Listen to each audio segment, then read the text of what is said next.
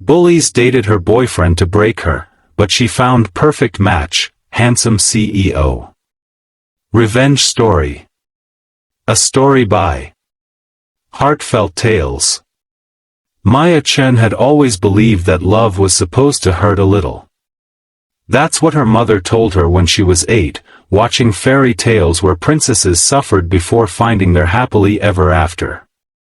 But at 24, sitting in her tiny apartment with mascara streaming down her cheeks, Maya realized some pain wasn't meant to lead to magic, it was just meant to break you. The photo on her phone screen felt like a dagger to her heart. Jake, her boyfriend of 2 years, was kissing Sofia Martinez at the downtown coffee shop where Maya had shared her first "I love you" with him. The worst part? Maya knew exactly why this was happening. Sofia wasn't just any girl, she was Maya's high school tormentor, the queen bee who had made Maya's teenage years a living hell, and now she was back to finish what she started. If this story touches your heart, please show your support by liking this video, sharing it with someone who needs to hear it, and don't forget to subscribe to Heartfelt Tales for more inspiring stories that remind us love always finds a way. Maya's hands trembled as she scrolled through more photos. There they were at the restaurant where she and Jake had celebrated their anniversary. There they were at the bookstore where Maya had introduced Jake to her favorite novels. Sofia had systematically invaded every sacred space in Maya's relationship, and Jake had let her. The cruelest part was how it all started 3 months ago. Maya had been promoted to senior graphic designer at her marketing firm, finally finding success after years of struggling. She'd been so excited to share the news with Jake, but when she arrived at their usual meeting spot, she found him deep in conversation with Sofia. The reunion had seemed innocent enough, 2 people catching up after years apart. But Maya should have known better. Sofia Martinez never did anything without a calculated purpose. "Maya, darling," Sofia had purred that first day, her voice dripping with false sweetness. "You look exactly the same as high school." "How consistent of you." The comment had stung because Maya knew what Sofia meant. While Sofia had transformed into a stunning socialite with perfect hair and designer clothes, Maya still preferred her oversized sweaters and messy buns, still found comfort in blending into the background. What followed was a masterclass in psychological warfare. Sofia began inserting herself into Maya's life with surgical precision. She'd show up at Maya's favorite coffee shop, claiming she'd discovered this hidden gem. She'd attend the same art exhibitions Maya frequented, somehow always bumping into her and Jake. Each encounter was designed to highlight everything Maya wasn't: confident, outgoing, effortlessly beautiful. The worst part was watching Jake change.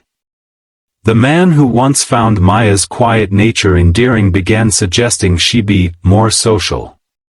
He started questioning why she preferred staying in to read rather than going to parties. He began comparing her to other women, specifically mentioning how refreshing it was to meet someone as vivacious as Sofia. Maya tried to fight for her relationship, but how do you compete with someone who makes manipulation look like charm? Sofia had a way of making Maya feel invisible even when she was standing right there. She'd monopolize conversations, share inside jokes with Jake about their connection, and somehow always position herself as the more desirable option without ever explicitly stating it. The breaking point came when Maya discovered Jake had been taking Sofia to all their special places. The betrayal wasn't just romantic, it was emotional vandalism. Sofia had weaponized Maya's love against her, turning every cherished memory into a site of pain. But Maya's story might have ended there, in tears and self-doubt, if not for a chance encounter that changed everything. The next morning, Maya dragged herself to work despite wanting to disappear entirely.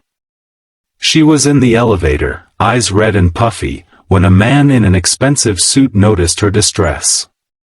She expected him to ignore her, most people did, but instead, he handed her a packet of tissues without a word.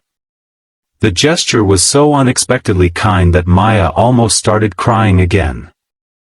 "Rough night?" he asked gently, his voice carrying genuine concern rather than pity. Maya looked up for the first time, meeting the eyes of David Chen, no relation, despite the shared surname, the CEO of the building's top-floor tech company.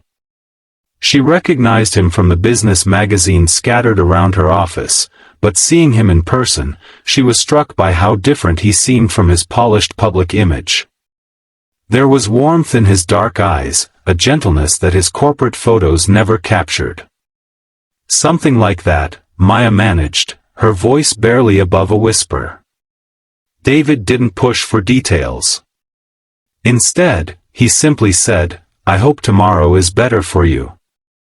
When the elevator reached her floor, he added, "Take care of yourself. You deserve kindness." Those words echoed in Maya's mind for days. When had someone last told her she deserved kindness? Certainly not Jake, who had spent months making her feel like she needed to earn his affection. Not Sophia, who treated cruelty like an art form. Not even Maya herself, who had become so accustomed to accepting less than she deserved. The universe seemed determined to weave their paths together. Maya kept running into David in the most ordinary places, the coffee shop downstairs, the bookstore across the street, the small park where she ate lunch. Each encounter was brief but meaningful. He never made her feel like she was taking up too much space or apologize for existing quietly in the world. One rainy afternoon, Maya was sitting alone in the park, reading under a tree that provided minimal shelter. She was so absorbed in her book that she didn't notice David approaching until he held an umbrella over her head. "You're going to catch pneumonia," he said with an amused smile. Maya looked up, startled. "Oh. Mr. Chen, I didn't see you there." "David, please. And you're Maya, right? From the marketing firm on the 15th floor?" The fact that he remembered her name, that he'd taken the time to learn who she was, made something warm bloom in Maya's chest. "You know my name? I make it my business to know the talented people in my building. I've seen your work on the lobby displays.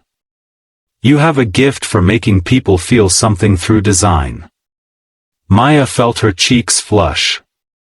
Jake had never once acknowledged her artistic abilities, dismissing her job as just making things pretty.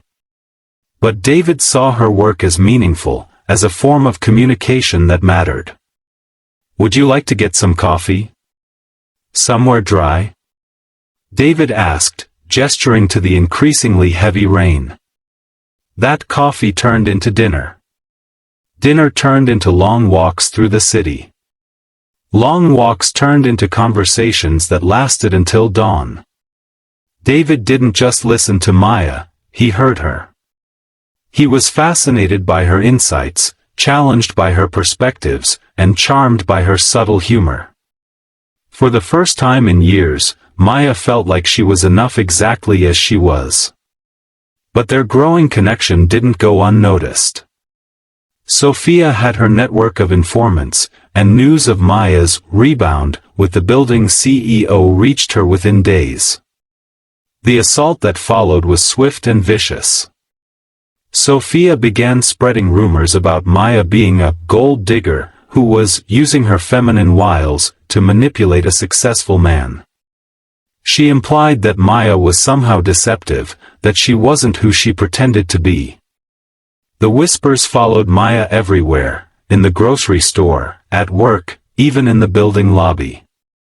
The campaign reached its peak when Sophia organized a confrontation. She appeared at the coffee shop where Maya and David often met, bringing Jake along for maximum impact. The scene was designed to humiliate Maya publicly, to make her look pathetic and desperate. "Maya, sweetheart, Sophia announced loudly enough for the entire cafe to hear, "I wanted to thank you for introducing me to Jake. We're so happy together." It's amazing what happens when a man finds someone who truly appreciates him. Jake stood behind Sophia, looking uncomfortable but unwilling to defend Maya. The betrayal cut deep, but not as deep as it would have a month ago. Maya had been learning to see herself through David's eyes, and the woman she saw there was worth defending. "I'm glad you found each other," Maya said calmly, her voice steady despite the tremor in her hands. "You deserve each other." The simple dignity of her response seemed to deflate Sophia's theatrical cruelty. She'd expected tears, begging, or a dramatic scene. Instead, Maya's quiet strength made Sophia's behavior look exactly like what it was, petty and mean-spirited. David, who had been watching the exchange with growing anger, stepped forward. "I think you've said enough," he told Sophia, his voice carrying the authority of someone used to being obeyed. "Maya, shall we go?" As they walked away together, Maya felt something shift inside her. For the first time in her life, she had someone who would stand with her, not because she needed protection, but because she deserved respect. The relationship with David deepened organically. He never tried to change Maya or make her more outgoing. Instead, he created space for her to bloom as herself. He introduced her to his world not as arm candy, but as an equal partner whose opinions mattered. Maya found herself speaking up in meetings, sharing her ideas with confidence, and pursuing creative projects she'd only dreamed about.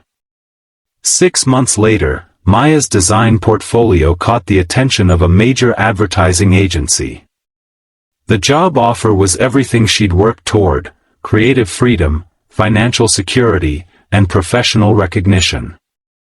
But accepting it meant leaving the city, leaving David. "Take it," David said without hesitation when she told him about the opportunity.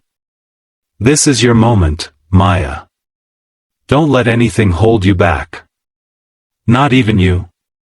Maya asked, her heart breaking at the thought of leaving him. David smiled, the expression soft and full of love. "Especially not me. If I love you, and I do, then I want you to chase every dream, reach every goal, become everything you're meant to be." Maya felt tears spring to her eyes, but these were different from the tears she'd shed over Jake. These were tears of being seen, of being valued, of being loved for exactly who she was. "What if I asked you to come with me?" she whispered. "Then I'd say yes," David replied immediately. "I'd say yes to any adventure that includes you." The wedding was small and intimate, nothing like the elaborate spectacles Sophia had always planned for herself.